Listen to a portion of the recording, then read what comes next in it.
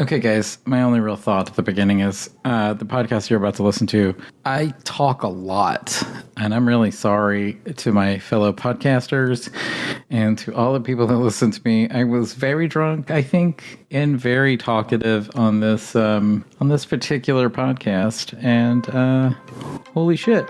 So that's really all I have to say. I have a lot to reflect upon at the back end, so give that a listen. What to do with 500 Rapid Cardassian Yamak sauce? Oh yeah, trade it for 100 gross of quality self-sealing stem bolts. Oh yeah, then set up the No-J consortium to trade those bolts for 7 tessapates of Bajoran land. Oh yeah, it's time for 5 bars of gold-pressed latinum.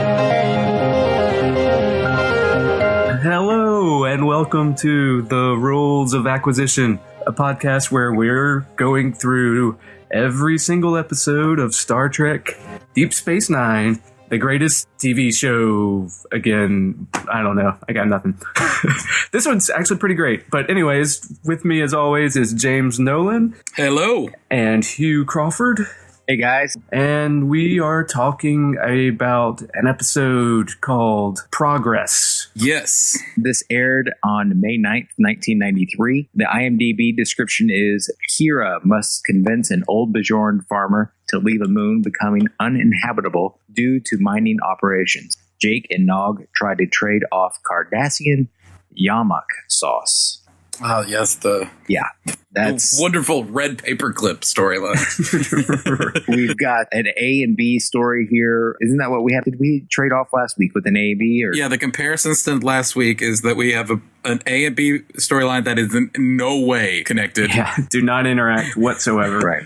I don't even know if because I came up with some bullshit like last week, but I don't even think I can do that this week. Yeah. And both of the B stories involve Nog and Jake's wacky shenanigans. Right, So yeah.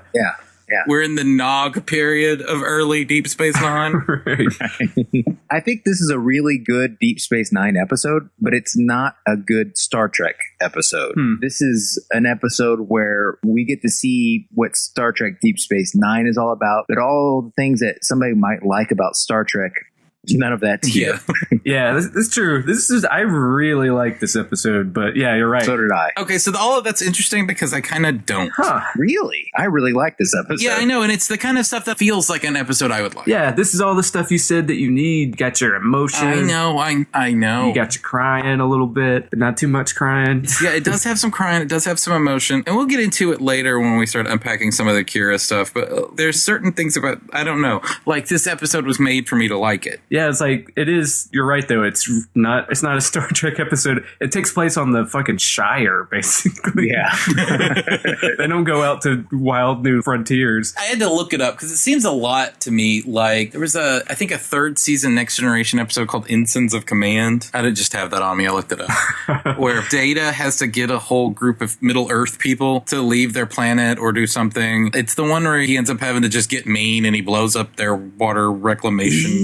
Yeah, I think well or something. Right, because when I was watching this one, there's like it was the same as like the Vegas episode or whatever, where I thought that there was a way something happened that didn't happen, but I was probably remembering that Next Generation episode because in that one, doesn't like one of the farmers have a dead son or something that he's buried? That's why he won't leave. Yeah, and he's played by like an actor you see in other like Law and Orders and stuff. Like I can't remember, but yeah. So vaguely I remember that, and I looked it up, and it was Ensigns of Command, but it seems like it's pretty similar to that. But yes, it does. So this felt recycled to you in some way? No, or just like a familiar TV trope of eminent domain type. I don't know. It seems to me, and I actually read that this is a critique that I think that like Peter Allen Fields, the writer of the episode, feels that way too. Is that you wrote it, jerk. Yeah, well, but he had it pitched to him and said, write this, and I was like, okay, but isn't this done? This episode stars Brian Keith, who's great. Famous, who's great. He's a Hollywood old television. He was Hardcastle from Hardcastle and McCormick, and he was in Family Affair. So he's like he's an old classic TV guy, and he comes in. So they have this like grandfatherly relationship with Kira over the course of the episode, and it seems to me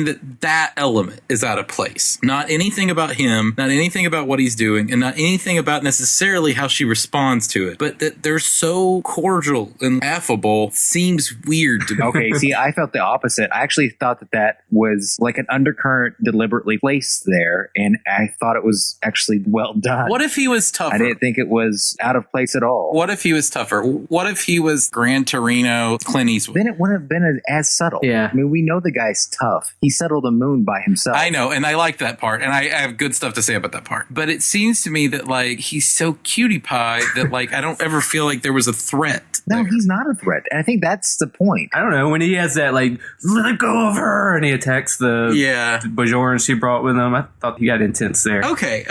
I went into this thinking I would have that everyone is feeling like that there was something about it that just doesn't work. All right. Well, let's unpack it and let's all go through it, and then we can. I think if you just feel like something didn't resonate with you, there's nothing any of us can do about that. No, that's not necessarily I true. think that's what I'm hearing. That's not necessarily true. You can make points and contextualize it in a way where I'll get Well, it. just because it didn't resonate for you, the same way that you resonated in some ways with the touchy-feeliness of Cisco and his son. I did. But I don't, because my family's not that affectionate, I guess. Yeah, you're not touchy-feely folks. So, yeah, no, I get it. And I get that. I think that it was, I don't know. I feel like that it would be, if you're trying to make an episode about progress, and when that's what it's called, so that this idea that Kira is going to have to get used to trampling over people for the greater good of Bajor, which is going to feel like what Cardassians did to them, right? Right. I mean, that's sort of the theme. Yeah, that's it. So I get that. I mean, I get it. And she's going to have to sort of force her way into that. What's going on is that she's having to transition from being an idealistic freedom fighter to being a pragmatic administrator. Right. And that is an interesting shift in her that takes place throughout a couple points in this first season. And we already have Cisco. Cisco's already there. He's pragmatic as fuck. Yeah, and they go out of their way to highlight that in this That's episode. what makes it interesting. Yeah. He's like, all right, just fudge the numbers, basically, or, Yeah, he basically just told Julian to lie. Yeah. He's lie to me. And he goes, but that'd be a lie. And he was like, fuck you, lie. One of my favorite. and basically threatened him, you know? Like, it was great. Yeah. That's one of my favorite parts of the season. But, okay, going back to the beginning, just the first when Kira and Dax are in the roundabout circling the moon. I'm just going back to that just because that was at the very beginning. You finally have that, what they talk about in the show Bible, of that mentor, or the relationship between Dax and Kira is supposed to be a big, tight relationship. Yeah. This is the first time they've actually had interactions, and they're just like girlfriends. Yeah, and talking about, is Morn hot? Right. Which I guess is fine. I like that a lot. That's- Yeah. He has got 7 hairs that she finds attractive. It sets that whole. That she's a weird. Because in the story, in the Bible for the show, they're like, oh, but Dax is like a wise mentor to Kira because she's a 300-year-old man. And I think by the time they get to this first episode with showing that they're good friends, they have to throw that out, and they're just like, oh, they're just gossiping, and they're girlfriends. Yeah. Yeah. It's the first time that sets up that Dax finds creepy, gross things attractive. Yeah. She's the stranger. She's the weirdest one in their Sex in the Space Station. Yeah. Right. Sort of relationship. Yeah, she's definitely the weirdest. She's got ex-boyfriends with visible brains and telekinetic auras and stuff. I don't know. She's fun. Out of everybody in the Star Trek canon, she likes the freakiest, deakiest shit. Yeah. Is basically what it comes down to. And I dig that. And I think that is a character that she can play convincingly. Right, they figured out how to make a role that Perry Farrell or Dax's addiction or whatever could actually sink her teeth into. So, and she's good when they finally figure out how to write for her, I think. She does feel she feels confident. In fact, I think in a lot of ways this episode is maybe specifically for Kira, but also for Dax too, the first time that they're ever comfortable. Yeah. And maybe it seems like even in the smaller scenes, everybody has their place better or more sure-footed than in any of the other scenes. I even think like O'Brien in his one little scene with the manifest is a more sort of centered, normalized O'Brien. They've been able to live in the characters a little bit. Even like the Quark, when he berates Nog at the very beginning, he's like, Nog, God damn it, you gave that guy his drink back without making him pay for it, and he really lays into him and then feels bad a little bit. He's like, no, you're a good boy. That was such a finely acted moment from Armin Shimmerman or whatever. That was like, oh. Yeah, and he played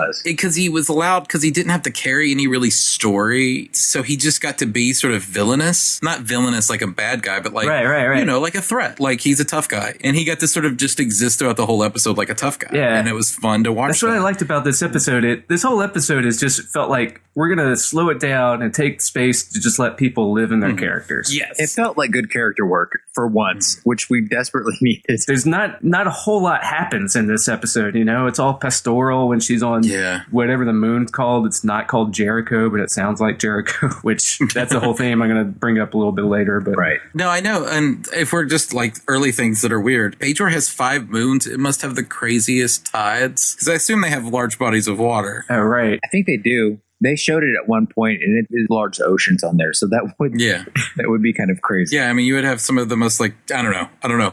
There's got to be crazy tides going on. Yeah, right. Or maybe the 5 moons balance each other out, and you don't get much tide. I don't know. Maybe. Or like there's a weird equinox where there's tsunamis every 3.25 years or something. Yes. Okay. So, and I guess, do we hate the Noggin Jake storyline? No, I liked it. No, I liked it. Okay. I didn't hate it either. Yeah, I liked it quite a bit. I just didn't know how everyone else felt about it. I thought it utilized the setting of a space station rather well. There's lots of coming and going. A lot of it is mundane. Not all of it is nefarious. And I thought it showed that rather well. Yeah, I did what too. life on the station could be like. Yeah. I think it was a little, after the initial inspiration, I think the entire storyline was a little bit negative to Nog. A little bit. Because he doesn't really, because Jake is the one that's like, no, land is useful. Jake is the one that, and at the end, it all culminates in after they finally worked and now it's worth a lot of money. He just sells it to his uncle for 5, whatever they were asking for at the beginning. Right. 5 bars of gold. Yeah, which they could have I was like, no, you use your brother or you use Quark as an intermediary. Right. Just give him a percentage. He'll be invested in getting the highest price for it. Right. And you get the highest price point. But that's how you do it. Yeah. Nog's got a lot to learn. No, I mean, and I think that What if they traded up eventually for the mining rights on that moon, and it turns out that Nog and Jake were evicting the old man? That would have been funny. they ended up buying Millibrook. What was his name? Mullabach. So, I think that's right. Yeah. Yes.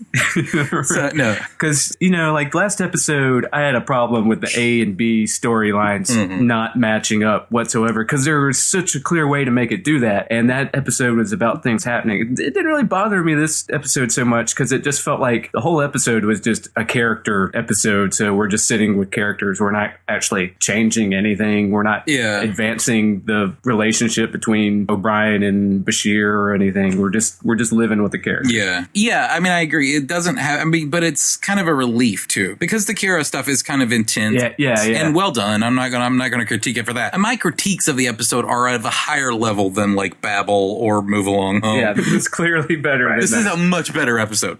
So I'm not saying this episode's shit. Yeah. I'm saying that like back on the moon, you have this really personal, almost like you said, Hobbit village sort of character thing, and you need a break. Yeah. And so the Jake and Nog stuff was just complicated enough to be interesting, but just simple enough to not, annoy me. Right. There wasn't like 5 different trading things. And I think probably at the time, these kind of stories are maybe more novel than you, like earlier I said, it's like red paperclip, which I think is like an internet thing where people try to trade meaningless objects over a span of time to get something of value to them. Okay. Like a car. Yeah. Well, yeah, I think a guy ended up trading a red paperclip and made like a series of like 230 trades to end up owning a house in England, I think is the original story. And this happened like, I don't know, in like 2004 or something like that. Right. It was more novel then. And it's interesting. But they even do it on an Office episode. Oh, yeah. It's a B-plot. Jim and Dwight have a B plot of it. So it's sort of a common B plot, but it's interesting. And it is in character of Nog and Jake to get in these kind of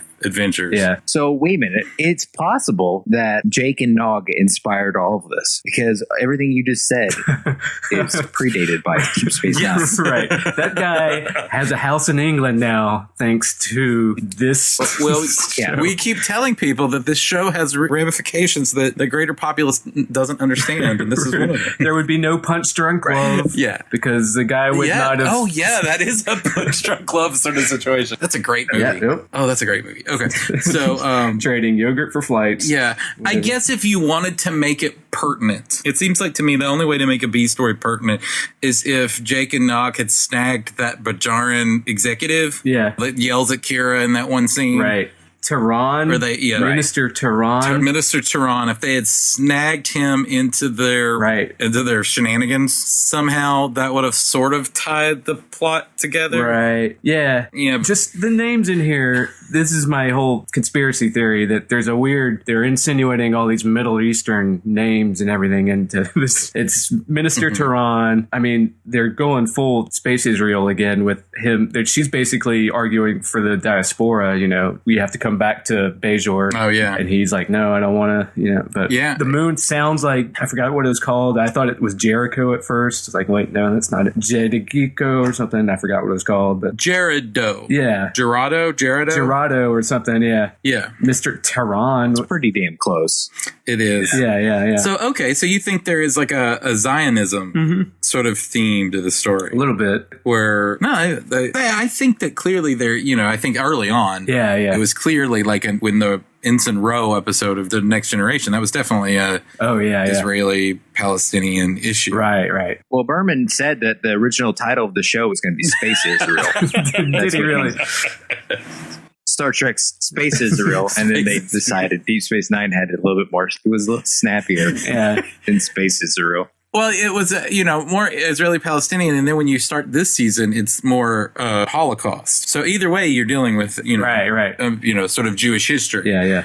So, having this about the undoing the effects of the diaspora, I mean, I think that's a good point. I think that that's what they're doing here. Yeah. And it totally makes sense. There, at no point does it not make sense, the plot with Kira and that. And I did learn something. I'm going to say nice things about Nana Visitor. that was the bombshell. I thought, like, wait a minute. Oh, right. She actually does a pretty good job here. She does a pretty good job. Yeah, she carries the show. And here's my thing. She is actually a great reactor when she doesn't have lines. Yeah.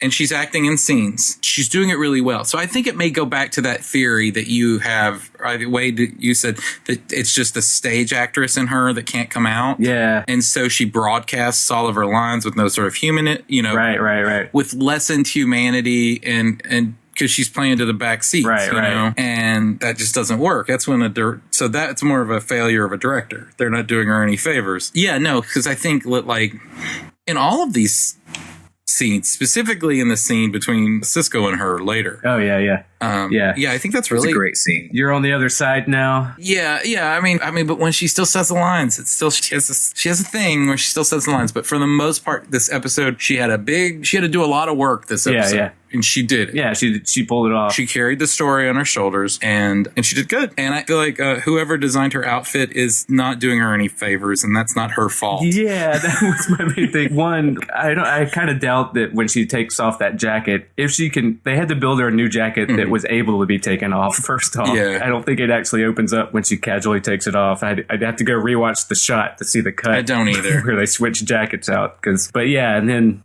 Yeah, and we're not being sexist. We totally talk about how the guys look like shit too. Right? Yeah, nobody looks good in these weird '90s pantsuits. We're generally just nitpicky on people's appearances. Everybody's wearing maternity clothes. So wait a minute. Do you think if Odo takes off his jacket, he's got that strappy blouse? Do you think Odo? Somebody needs to draw a comic of Odo taking off his security jacket and having a strappy tank top out of that really high waist. Well, he takes it off and it just turns into goo and just puddle. Well, but high waist. That's true. But it's that really high waist that makes him look like a bird. Yeah, right. And then you put really unflattering crease lines. Yeah. Those seams on it are weird. On your ass where you don't want them. And no, I'm sorry. Nana Visitor. That was wrong to you.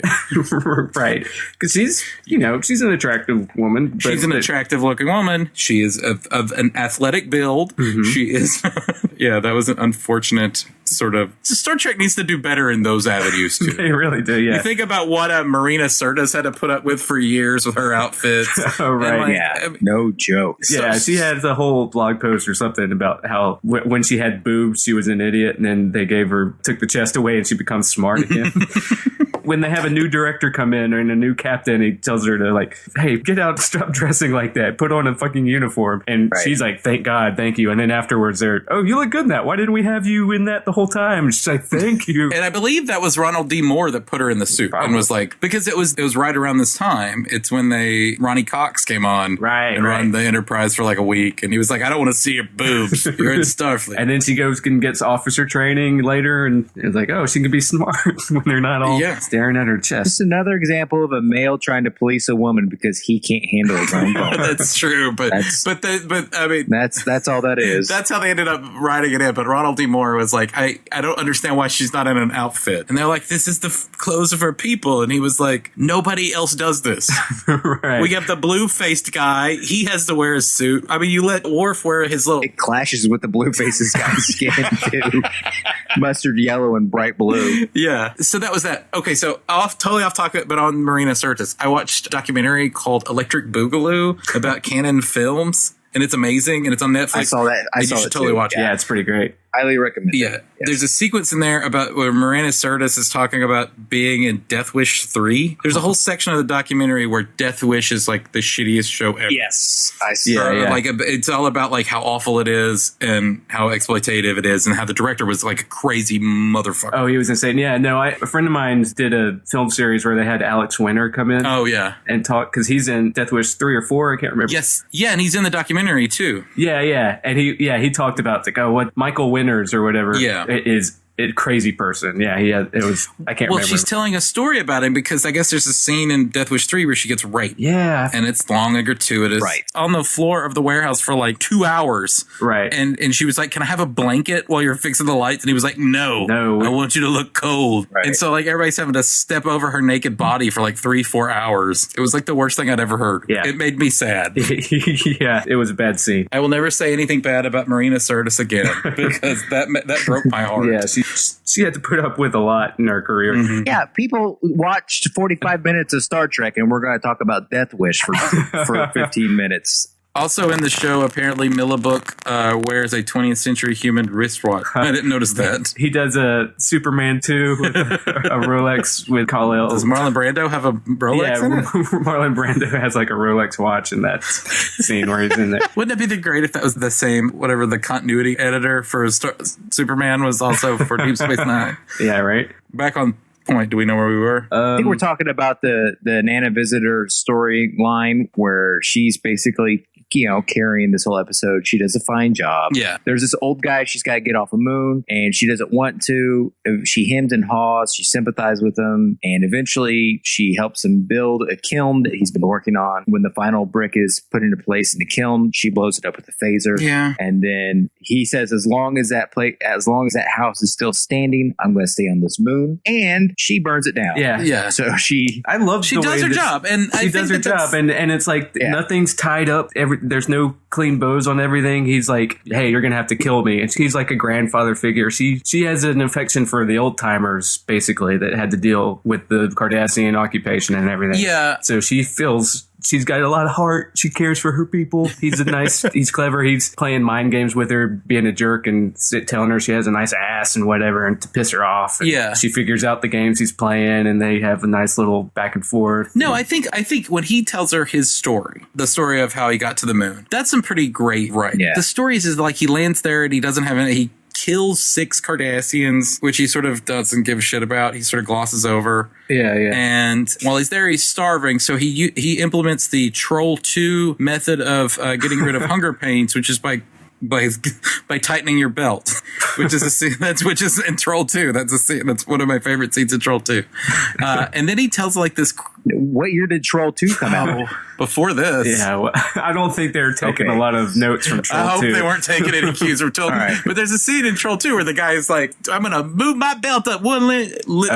I can't eat so this I don't stuff feel 'cause- hunger pains. Yeah, They couldn't eat this stuff. Yeah. But anyway, so then he tells a story about how he tills the field on this moon with his hands. Yeah, it chews up the rocks when he gets to him. When he can't do it with his hands, he's chewing it up with his mouth. And that was like the baddest ass, weirdest story. That was so intense to me. Right, yeah. And It's like I tamed this. I think a lesser character actor or a lesser actor, but wouldn't have known what to do with that speech. Yeah. But he knew exactly what it needed. I felt like his pedigree was. Yeah, Brian Keith is better than just Star Trek good in this. He's fine. But here's what it made me wish, and now that I believe that Nana Visitor can pull it off, is where's Kira's story like that? We haven't heard that. We know where we sort of know her emotions and we know where they're coming from. And we know sort of a broad sketch of her backstory. She fought in a resistance and a rebellion. But whenever it comes time for her to like actually sort of verbalize the stories, either to Odo or Cisco, it seems maybe once or twice, she's always been like, it was, tough. We had to it was tough. Right. I think she was actually a child miner. Like she was in the mines. Yeah. I just wish that there was a story. And then she ends up escaping and then ends up killing. She like killed somebody as a child, Cardassians as a child. I think it comes out later. Okay, that may come up later, and I think you're right. But so far, that's what I'm missing from her backstory is she gives me like an image. I feel like I don't need to know anything more about Mulla Brooke. Right. Yeah, it always just comes down to her being like, I seen some shit. But yeah, that's exactly right. Tell us what the shit was, Yeah, show don't tell kind of. Yeah, you don't even have to elaborate. Just boil down like some sort of crystalline moment of tragedy. Right. That we can sort of encapsulate that for us. And they do that for him in this episode. This episode's got a really good writer. Peter Allen Fields is the guy who wrote Inner Light, which is the Star Trek episode where Picard gets the flute and lives the life as another person. Oh, okay. Oh my God, that's a great episode. So he wrote that. So, I mean, he's a good writer. And this would have been a great moment to do that, where she sort of parries that back to him and tells him her story. Oh, yeah. And to have that sort of crystalline moment. So that would have been one thing. She starts to tell a story about this tree that she hated as a kid. Yeah, which is really just a metaphor for him, right? Right, exactly. Yeah. He's like, what happened to that? Right. What'd you do with that tree? And she's like, I don't know yet, or whatever. I like how he minimizes it by telling it to Cisco. Yeah, and Cisco's like, go on. Yeah. And he's like, fuck, he's like mocking it by bringing it up to Cisco. So yeah, I like that. Yeah. And then also like when she goes back to the station and ineffectual government stooge and Cisco are sort of berating her about she needs to get this shit done. And the whole time I'm watching it, I'm thinking the whole time, they're right. Right. And maybe it's just because I'm a crazy liberal socialist, but I'm like, no, they're right. The greater good of the people of Bajor is more important than this guy's house. Eminent domain, the motherfucker. Right. But I don't. She realizes that too. Ultimately, at the end, she makes that choice, but she's also ruled by her emotions, and she really grows to care for this guy. So it's really hard for her to be practical because she wants to just do what feels right. Because it's got a face to it, and she's also just a person who wants to fight for underdogs. Right. Exactly. Yeah, I mean, and that's the whole speech Cisco gives her when he comes to the planet. He's like, well, you're used to rooting for the underdog. You're on the other side now. How's that feel? And she said, it's awful. Yeah, she even cries. And God, that's a good scene. That gives me some crying. Yeah. And I just love the way that it ends. He's like, you fucking killed me. And she's like, no, I'm not gonna let you die. And it just ends with no resolution or anything. And just because there's no happy ending, but it's just life. I don't know. I really liked it. Yeah. And then she sort of forced him to. And then I guess at the end of it, she just teleports him back. Right. Which they could have done immediately, right? Yeah. They addressed that. And her argument was that makes us no different than the Cardassians. See, I'm not bringing that up as like a bad thing. I'm just in the part of the story. They could have tied it up where he comes to grips and says, well, I guess this is what I have to do now. Right. Okay, but he doesn't. Yeah. It just leaves it open. And he never comes back, does he? They don't ever show what him on Bajor adjusting to life or anything. He a minor character in one of the books. I think I read that. But okay. I just want to see more of Brian Keith, but oh well. Yeah, no, he was good. He actually died not too long after this episode was made. Yeah, I think he died like maybe a couple of years after he died. Well, he died in 97. Okay. So, yeah. So he was probably poor of health. Yeah, because he was born in 1921. So right. Yeah, I like Brian Keith. There was actually a Brian Keith show in the 70s. Oh, yeah? Mm-hmm. Called The Brian Keith Show? Yeah, called The Brian Keith Show. And then later he was in a TV show called Archer, which I didn't know there was another TV show called Archer. But yeah, me neither. Okay, I think this episode's good. I'm real prone to say this is my favorite of something when I really like something. Like, this might be my favorite episode so far, but... Yeah. What about you, Hugh? I think this is a really strong episode. Like I said, I think this is what Deep Space Nine is really all about. It's about the relationship between a pragmatic organization like the Federation trying to govern a hard situation on Bajor. And you're actually seeing where the rubber meets the road and how that actually happens. It's kind of an interesting look.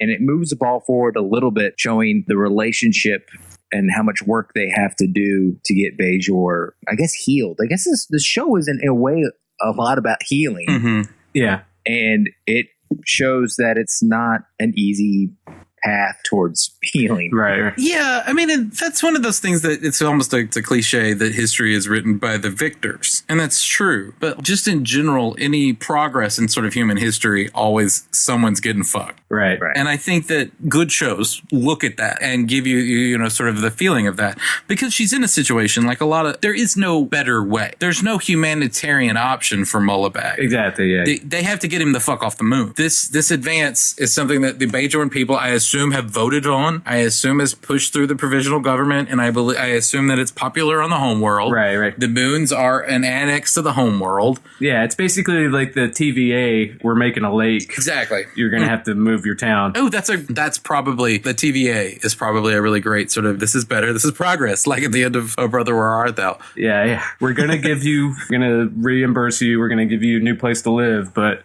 this is going to be all underwater soon. So this is an old Western trope. Oh yeah, of you know, the West is dying and that you need to move on or die with it. The railroad's coming to town. We're going to come through your land. Your cattle's not going to be able to graze. That kind of stuff. Yeah, it's like a change or die sort of situation. No, I think it's a win-win episode. I think both storylines. Well, I think the thing is that all it comes down to is that, and I think that it's bad because I think he did a good job. I don't think Brian Keith was right for me. Really? In this role. See? And I think he's a great actor. And I don't think I'm not. Yeah. This is a casting issue, not a performance issue. I think you're completely alone in this. I think Brian Keith was better than 90% of what they could have got for this role. I think you're a man alone on this. No, I totally know that. But I would say again that like if there was a more confrontational actor that could have been, and it could have slipped into melodrama and been really silly quick. Nah, you're right. But I don't. Yeah, it would have been, you know, we know Nana Visitor can bring energy, so it had just been them banging heads against each other. Yeah, but I guess I meant nothing else has changed. The lines aren't different. Right. So I'm not trying to rework the scenes to where they're more antagonistic. He seemed so kind to me and so affable. Yeah. Right. Isn't it harder to move somebody who's kind and affable than somebody who's an asshole? It is, but I think at the end of the time, you're right. But I think at the end of the day, if the guy was an asshole, you would just get frustrated and beam his ass off the first 5 minutes of dealing with him. For me, he had a hardness underneath him where basically, that's only really the most it comes out is when he attacks those Bajorans that come to clear out the mute townspeople that had their tongues cut out by the Cardassians or whatever. Yeah. Right. And because like when he's like, get your hand, when he does that, I thought that was great. Well, I'm not calling him a pussy. I'm saying that like he does kind of come off like a coot. He is a coot. Well, he is kind of a coot. I mean, he is. But but I think that it's easy. Okay, no. I think I'm nearing on it. All right. He comes off like a coot, so it's easier to discount his point of view, which I disagree with, but it's easier to discount his point of view. Yeah. Where if someone said it with like some sort of rock-ribbed, sober-eyed sort of intensity, I think maybe like I would be like, holy shit, this guy is for real. Where I think that I felt like, and maybe this is what they were going for, the director was going for in this, is that maybe I felt like, of course, he's just like your grandpa. He's eventually going to shut the fuck up and get in the car. And the fact that he didn't was novel, but it was also frustrating. And so and I get the feeling like if he was more of like steely eyed, keep the script the same. But if he was more steely eyed. Yeah. I think I just disagree. I think we just have different ratings on it, but that's fine. I know, but I feel like I don't. You're entitled to your wrong. There was something about this episode that didn't melt my heart, and I felt I want to join you guys. Yeah. All right. Do we want to go back to the B story? If this episode, I think I'm fine with the B story. I think we all. This episode is all about land, basically, and we learn that Ferengis hate land. Yeah, that seemed dumb to me. Right. This guy loves dirt. Nog hates dirt. And then it goes back to my whole thing in the Nagus episode where if this were made now, they would be like futures traders and everything. But oh yeah, the Ferengi are absolutely not that. The Ferengi would have never left the gold standard, basically. Well, I don't understand. Like, are you supposed to think that the Ferengi don't like land, or Nog just doesn't because he's a kid? I took it as like the Ferengi are all about material that they can. I did too. I got the sense that land was useless and that they only can see value in things that they can like hold and physically move. Right. Like there's something intangible about land that seemed beyond the Ferengi. So their greed is limited, and maybe this is a good thing for the rest of the galaxy. That greed is limited only to consumer goods. I think so. I think they do have limits to their and the service industry. I think so. I mean, they love money, and they love money that is physical, that's not based on stocks or anything. Although the Ferengi, right, they're not getting a Roth IRA, are they? They're not like, they'd be buying all this gold from Fox News if they were and burying it in their backyard. Okay, yeah. No, that I guess is a win-win if they just don't understand that, because that's how truly evil rich motherfuckers are born, is through land and futures trading. So. Right. Well, I think that maybe Nog, what we're learning is at the beginning of the episode, we're told that Nog doesn't have the lobes for it. And so there's this false notion of pedigree. And what this story illustrates is that pedigree is sort of irrelevant. The learning process is how you get better at something. And so Nog learns through this whole ordeal on how to do business, how to get better at business. Yeah. Does that make sense? And even probably more impactfully to Starfleet, Jake is learning these things too. Yeah. Because, they live in this yes, moneyless utopia. No kids are learning these kind of raw material lessons. And he's kind of, and by the end of it, he's the one that's making all the smart plays. Even in the end, he was like, we need proof you on the land. And, like he's talking like he knows, he's talking like he's on the level that can do these kind of things. So that's sort of fun too, is that they're both sort of learning that. All right. Well, I guess let's just jump into the, if you could change anything about this episode, how would you fix it? You would recast Mullback, huh? Yeah. I feel like that would be the big one. Yeah, that would be the biggest one. I don't think I would do anything else other than the costume. Changing the Bajoran outfit like seems like a thing, but no, that's about it. How about? I felt like the one thing I would change. I felt like this episode needed more Odo. Yeah, I think that every episode could use more Odo. I'm constantly irritated at how little they use. It's like a all or nothing. They don't have the ability to use their entire cast yet. They can only use about half of them at a time. You're right, but they did the best job of getting everyone a scene. I was actually paying attention to that. I would have Odo beam down to the planet and pretend to be a ghost and scare the guy off his moon. I would Scooby-Doo I this think one. that's the best. Scooby-Doo this motherfucker and get him off his moon. It's old man Odo. Right. So this episode I thought was so good that the only thing I could come up with to change was like was silly. So that's what you guys get from me this week. Wade, what do you got? Yeah, I don't know, because I think it's obvious that I disagree with James about casting Brian Keith, because he might be my favorite guest star. Well, I don't know. Wallace Shawn's pretty good. Yeah, no, I think he might be my favorite guest star that we've had so far. That Wallace Shawn was great as comedic and everything, but that he's kind of got on my nerves. Yeah. I think he just whipped out a Wallace Shawn impersonation. Who was that? I think the Negus just showed up. 4 weeks too late, buddy. You needed that. Oh, I listened to this one a few days ago. I make my he noises in there too. Oh, really? Okay. You've limited yourself to a Wallace Shawn impersonation that can't use the word inconceivable. And so, yeah. All right, guys, I have quite a quick question. On the IMDb rating, how do you think this rates out of the 10? I think people are probably a lot of people are probably got bored by this one because they're dumb and they don't respect it. But anyway, I say it has like a 6.5. I would say higher than that. I would say 7. Really? Okay. Well, it's a 6.8 out of 573. Oh, really? Votes. It got a 6.8 out of 10. So I think it's a pretty well liked episode. When you consider the storyteller was a 6.0 with just about the same amount of votes. Yeah. Oh, it's better than that. Just for comparison. Yeah. Oh, yeah. Yes, this is better than the storyteller. Yeah. No, this is, okay. Okay, I think they're doing better TV here. Oh, yeah. At the end of the day, I like my nitpicking with it as of a higher caliber of nitpicking. Yeah. So obviously, I think that what I like about it is this is an important episode because they're not obligated to Monster of the Week. They're not obligated to Star Yes. Trek tropes. You know, No. an old But the tried and makeup true. in this episode is really good. Speaking of Monster of the Week, the Osepian that they buy the stem bolts from or whatever. oh yeah, he did look good. They had good makeup for that. Yeah. They didn't just throw makeup, some face paint on a hippie, you know. Yeah, his mouth moved really well. Right.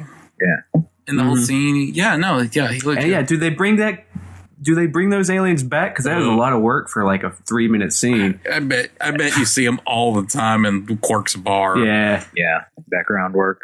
Yeah, I don't know, but you're right. That was some good work. Yeah, no, this was a fine episode. I think that there was something about it, like at its core, that you're like, I know. You think it's a click away from greatness, and that's what irritates you. Yeah, it's 90% there. Yeah. It's not just like, how do you fix this episode to make it not like be a horror show? Yeah. Right. Yeah. We don't need to like rearrange any of those structural walls or anything for it. Exactly. So, and we've always said that it's going to be, these podcasts are going to be more fun if they're really good and we disagree, or they're really bad. Like, so Right. It seems like that's where like this was definitely, it's really good. And there's something about it that's just elusive to me. Yeah. But next week we get Rumpelstiltskin. Oh boy. Okay. Yeah. I saw the name of this one. I was like, oh man, this next week's going to be a barn burner. We get holodeck shenanigans. Okay. Mm-hmm. See, we're back to being bogged down with Star Trek tropes. And we're back. Yeah. Well, we're kind of near the end. So the next few episodes, we have this. The next episode's a holodeck episode. Another one is a Loxana Troy episode. Oh boy. Yeah. And then in a few weeks, we get Duet, which is one of the highest regarded shows in Deep Space Nine history. And then you have the finale, which introduces Louise Fletcher. And Okay. so we're moving along. Yeah, we can get Nurse Ratchet's name in this time. Yes. Oh, yes. I remembered that. I remember the first episode. Like, I didn't sorry for the first episode. We were like, I don't know what the hell her name is. We know who you are, Nurse Ratchet. Yes. And I should know because I've seen you in person one time, and it's very disrespectful to my elders. I'm sorry. Well, I apologize. everybody in her life calls her Nurse Ratchet, I'm assuming.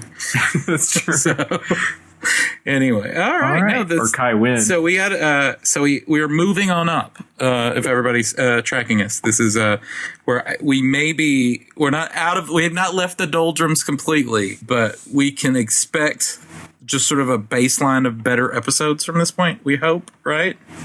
Fingers crossed. Yeah, that's what I'm thinking. All right. 3 to beam out. 3 to beam out. Just clap at the end. All right. That's not going to make it in. Please follow us on Twitter. Now, it's not so much how much I talked, it's how little I said with how much I talked. I was pretty astonished by it. There's a learning curve with good podcasting, guys, and I think you saw one of the steeper inclines. What to say about something when you don't like something but don't know why, and are clearly in the minority. Okay, so I have more thoughts on this episode. I do find it still a little... Here's what I think. I think at this time in the show, they're handling it in a competent, complicated character study way. Like, I feel like that this sort of lessons learned and stuff like that, I think they felt like, or was the form of better shows than what DS9 had been doing up until this point. So I think that it felt different. I think it felt like you were watching a more competent, sure-handed drama. And I think that's because Peter Allen Fields is clearly the MVP of this writer's room, or anyone that wrote for DS9. I think he has the best batting average. He's got the lowest attempts, but good God. And I think this is where I'll crawl up my own ass for a minute here. I think it's something pretty interesting, about when these were recorded, which was probably in early or to mid 2016.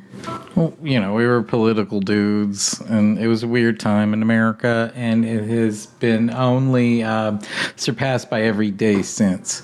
So obviously, you're seeing us at the start of a journey that will take us to sad despondency, but to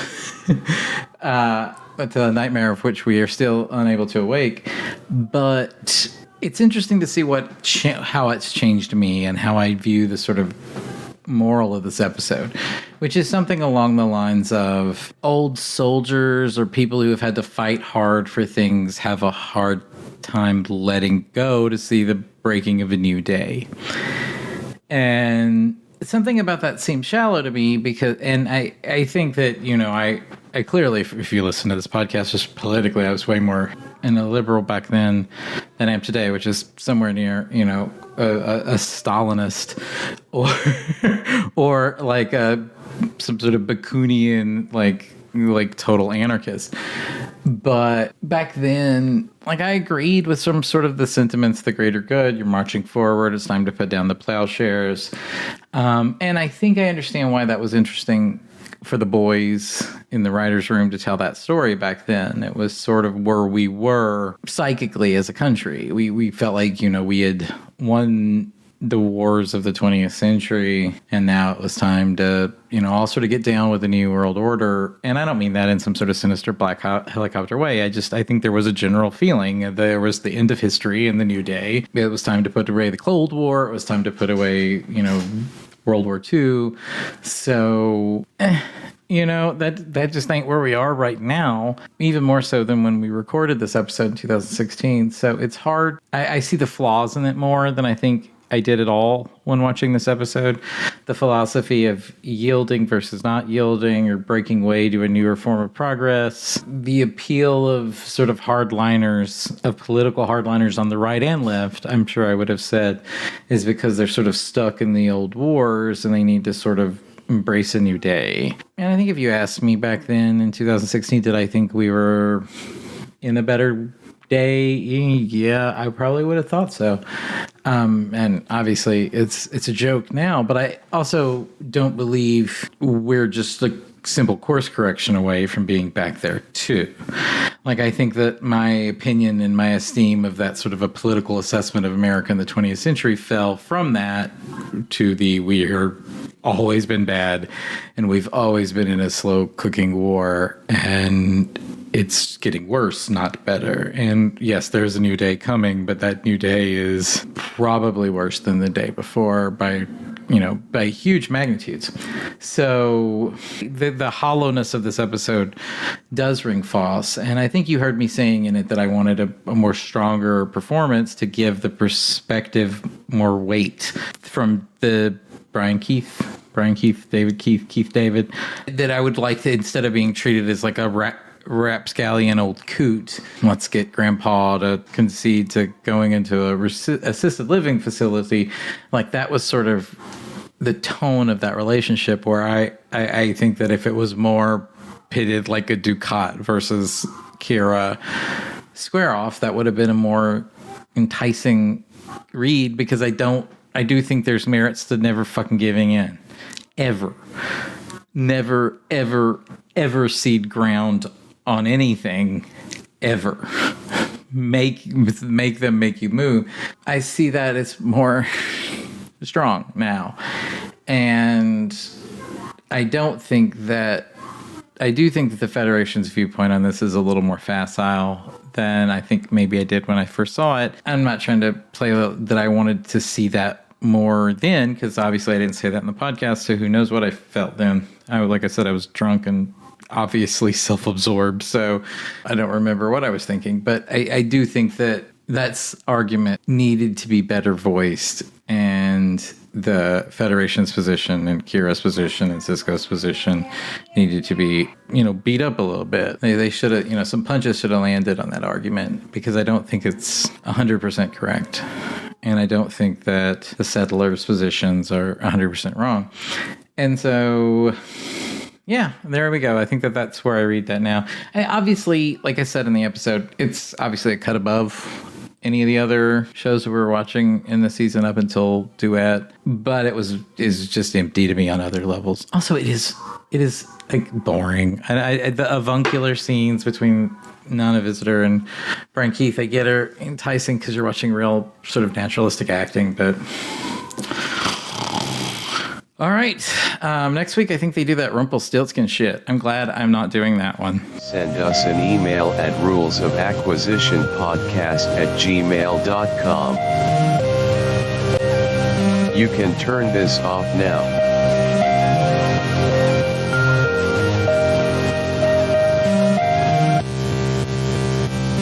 We believe in you.